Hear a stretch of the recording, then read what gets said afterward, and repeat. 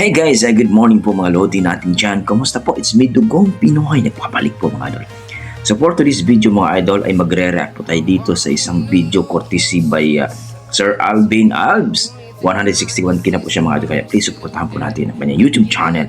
Dito sa kanyang video na pinamagatang kababayan natin sa Pilipinas nalimas ang pera niya sa video account. Paano kapag sa mga OFW to nangyari?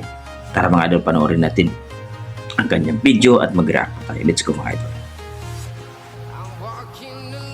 Isang kababayan natin sa Pilipinas ang umiiyak habang nagbabahagi ng nangyari sa kanyang BDO passbook account na college fund pa naman sana ng kanyang anak.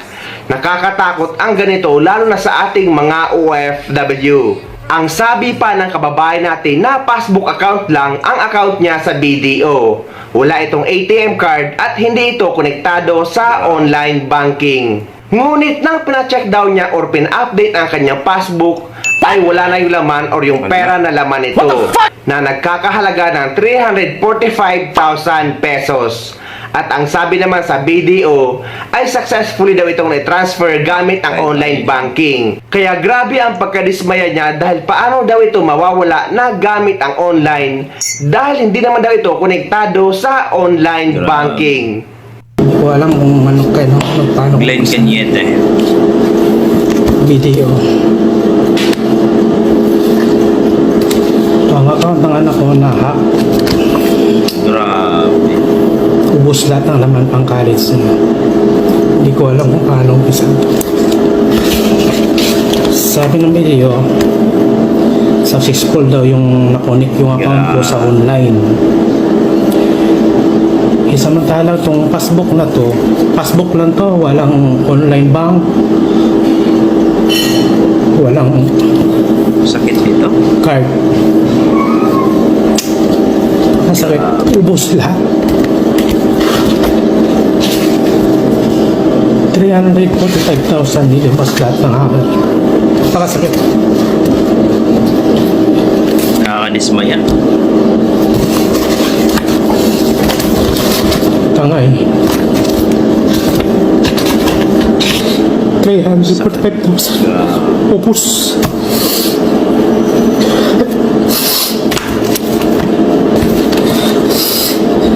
Kahimin na ng video sa akin. Sabi, hindi na raw makuha yung pera. Successful daw yung nakonik sa online bank. Ngiti yung card na to.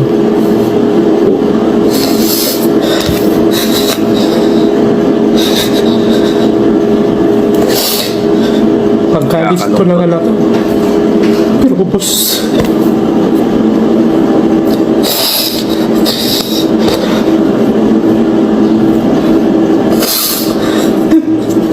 Sakit na nito mga idol. Naiyak na si kuya oh. Walang ano eh no.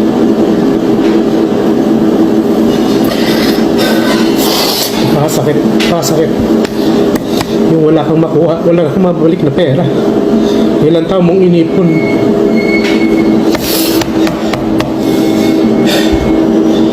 Video, baka naman magawa niyo pa ng paraan. Passbook lang to, walang online bank, walang card. Pero ano nangyari? Baka naman may makatulong. Tropa.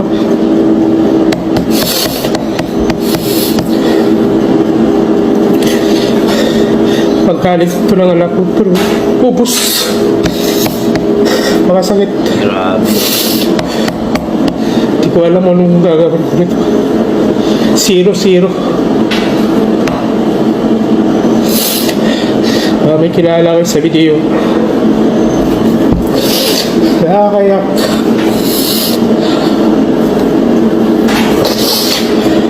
Guys, patulong naman. Please. Sino pong may alam? Nakakayak talaga. Grabe. Pangkalis na to sa kanya yung year na to, pero walang nangyari. Ubus.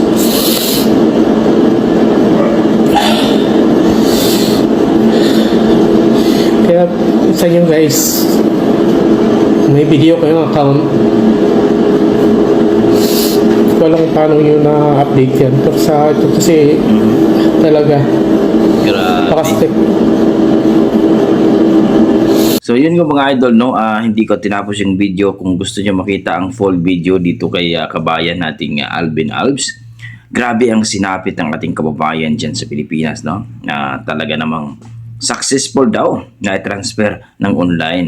Yun nga ang tanong niya, paano magkaroon ng online banking e-passbook ngayon?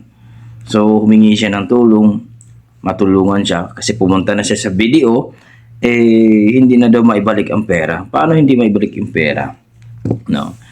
Siguro nga dito masasabi natin, pwede naman siyang lumapit siguro kay Sir Tolpo or sino pwede niyang kasi ano yan nahack ang kanyang account sa kanyang anak. Pang-college pa naman ng kanyang anak yun mga idol. Napakasakit po, no? Hindi naman siguro sinisiraan ng video yun.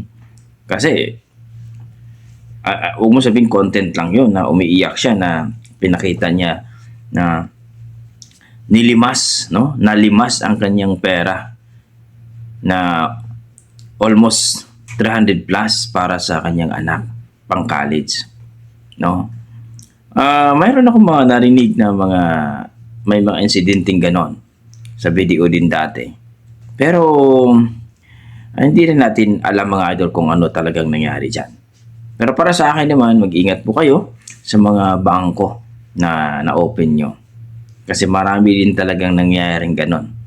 Hindi lang last ilang years na. Pero sana ni Kuya matulungan siya, lumapit siya ng mga ahensya ng gobyerno or saan man para matulungan po siya na maibalik ang kanyang pera. Kasi sabi niya dito sa video, no? Na successfully daw na i-transfer ng online. Yun nga pinagtataka niya, bakit ganun ang nangyari na wala naman daw online, no? Hindi naman connected, wala naman ng ATM din. Passbook lang daw. So, kayo dyan mga idol, ano masasabi niyo dito sa isang kababayan natin na humahagulhul sa iyak mga idol sa kapagkat nawala yung pera niya sa account sa video. So, payo ko lang sa ating mga kababayan, lalong-lalo sa mga FW, mag-iingat po kayo sa mga ating bangko na na-open nyo. Para baka po ay mangyari sa inyo. So, please comment down below mga idol at kung ano ang inyong masasabi dito at paano matulungan din si kababayan. Si Glenn Cañete pala ang kanyang pangalan mga idol. Siguro sa Facebook. I think nakakaalam ko nabura na itong video. So please comment down below mga idol para ating pag-usapan. Please mga idol, huwag yung kalimutan, suportahan natin si Alvin Alves. Isa rin yan sa ating mga nagbabalita sa OFW regarding sa mga paliparan. So maraming salamat mga idol. Basta may dugong Pinoy, talaga namang madiskarte sa buhay yan. Maraming salamat mga idol.